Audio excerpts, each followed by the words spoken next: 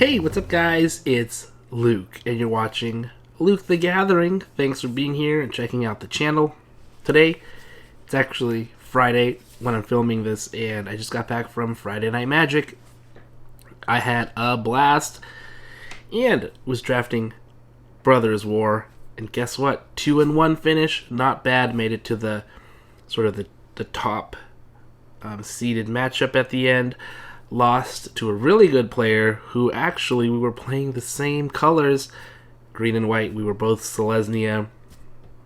And it was funny because we were talking earlier about what to draft, actually. And it turned out we both did Selesnya to good effect, because we both did really well in our previous games. And even our final matches were really, really close and a lot of fun.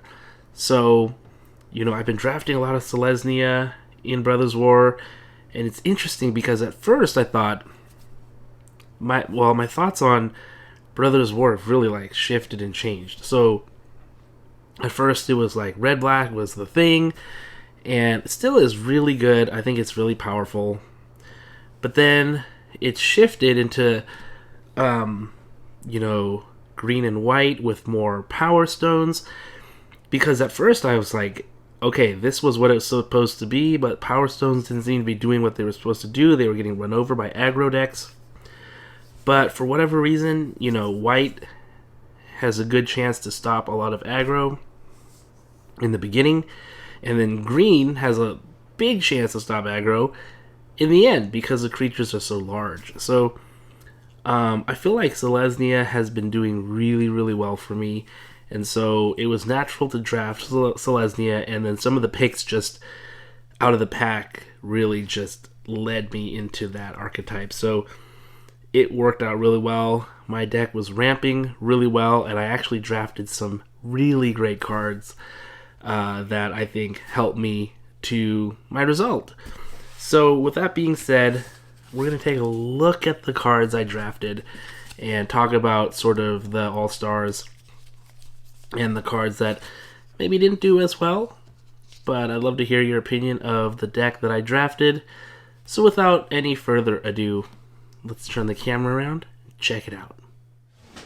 Alright, we're going to start here with the Argothian Opportunist. Of course, Selesnya is green-white, and I knew I wanted to ramp, so I was looking for this card in particular, as well as this other card, Power Stone Engineer. Both cards are in green and white, and this one, when it enters the battlefield, you get to create a tapped Power Stone token. It also has Power 3, Toughness 2, so it trades off well after it gets the Power Stone. And unlike the Power Stone Engineer in white, this one, you get the Power Stone up front, so you don't have to wait till that one dies. I think that's a huge difference between the cards. I was lucky enough to draft two of them. I was really valuing that card highly. Epic Confrontation, this is green removal. Really nice green removal, because it gives your creature a little buff in both attacking +1 and toughness +2. And then, of course, they fight. This is a nice way to get rid of creatures on the other side of the board. Gaia's Gift, I was trying to decide whether to do this one or the 1-mana Giant Growth. I like this one because you can put the +1/+1 counter on there and it stays. Plus it gains cool stuff like Reach, Trample, Hexproof, Indestructible. Those are just till the end of turn. But the Reach was really important because, when they think they can fly in and do damage, which is something that happened in one of my matches today, you can just play Gaia's Gift, and out of nowhere you get them. Blanchwood Prowler. I traditionally, on Arena especially, I'm not a huge fan of this one. You mill the cards, and actually, one of my best cards was milled away because of this card, which I was not happy about. Actually, it milled away a couple of really good cards, and I was like, dang it, why does this always happen? Why do the cards I want get milled? I didn't like it, but otherwise, it does help you find lands. Hoarding Recluse is nice. It's Reach and it's a Death Touch. It's a 2/3. It's decently statted. I think this is a fine card to have in the deck. It makes it so that, if they have like a really big artifact or something, they don't want to attack into you because you're just going to block with this and trade. It also blocks flyers, which is sweet. Perimeter Patrol for 2 and a green. It's a 3/3, sometimes like a 4/3 or a 5/3 even. Pretty decent. It's a soldier archetype. Citadel Stalwart. I like this one a lot. It's just a 1-drop, but it can help you either fix mana or add some more mana by tapping creatures or artifacts. This I actually did put into some really good use. Argothian Sprite, really nice 2-drop. It just comes down for 2, 1 in a green. And then it can be blocked by artifact creatures, which comes up quite often.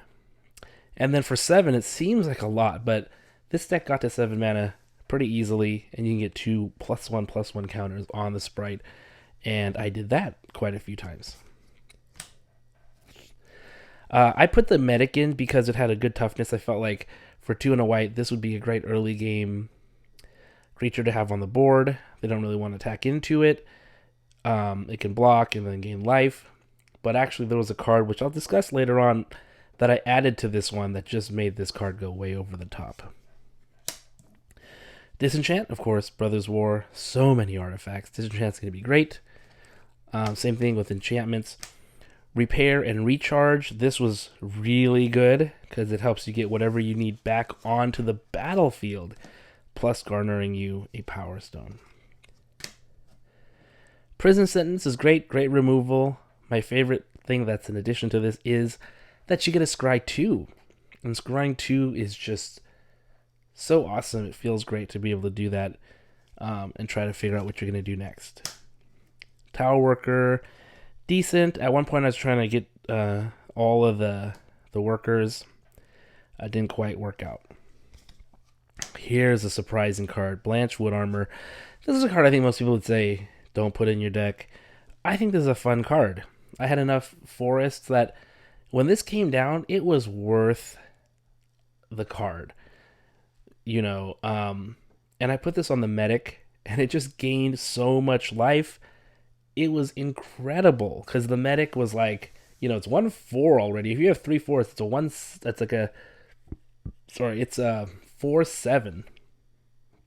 It just makes things ridiculous. If you can put on a flyer, which I didn't really have, but if you could put on a flyer, this works out amazingly. You put it on a Lifelinger, works out amazingly. And it just grows when you put more and more forest down. Haywire Might, also just a great card. It's just a 1-drop. You can sacrifice it to exile a non-creature artifact or enchantment. There's so many equipment, so many enchantments that you can target with this. It has a lot of targets, and you get 2 life too. Overall, really great card. I put 2 Steel Exemplars in. They did just fine for me. Argoth, Sanctum of Nature, also did really nice. This is a one where comes in tapped unless you have a legendary green creature. The other side is actually the Titania's bottom half, the meld card. But it taps for green, and then 2 and a green, you get to make a 2/2 green bear creature token, and then you mill 3 cards. But making the tokens was great. It's great as a mana sink later on in the game. Foundry Inspector, one of my very favorite artifact cards.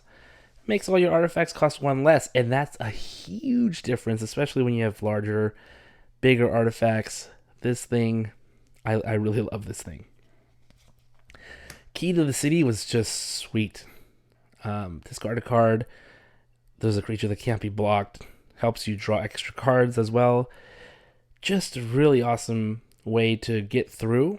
Most of my stuff is on the ground, so it's not like I was flying in for damage, but being able to just send someone big through, unblockable, was huge. And this Key to the City was a key to that.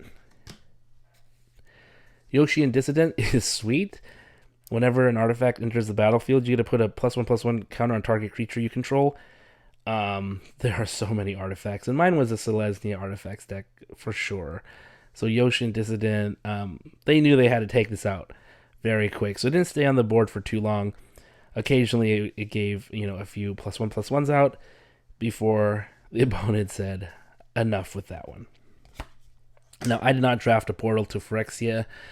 I drafted Awaken the Woods, which was great. Somebody wanted it. They said, hey, I drafted a Portal to Phyrexia foil. I really want the Awaken the Woods. You want to just straight up trade? I don't know if it was a fair trade or not. It didn't matter to me. I was happy just to trade them. I already have Awaken the Woods. I actually have Portal to Phyrexia as well. But in any case, we made that trade. That's why this card is here, because it's taking the place of Awaken the Woods. We also got some green rares. A green rare here, Perennial Behemoth, which I like a lot because it's a 2/7. Hard to get anything through this thing. And then this was just a backbreaker. Steel Seraph. It's an angel with prototype. And at beginning of combat on your turn, so even when this comes down, you can give a target creature your choice of Flying Vigilance or Lifelink till end of turn. That's absurd. This is not even the thing that has to attack. You just make something else attack, and you're golden. This card is really good. It's like remove on sight if you can, for sure. So there you have it. Really fun deck. Great night of Magic. Glad I was able to practice a lot of Brothers War on Arena. Really helps me get used to the set and compete on these Friday nights. Thanks for watching, everybody. I'll see you next time.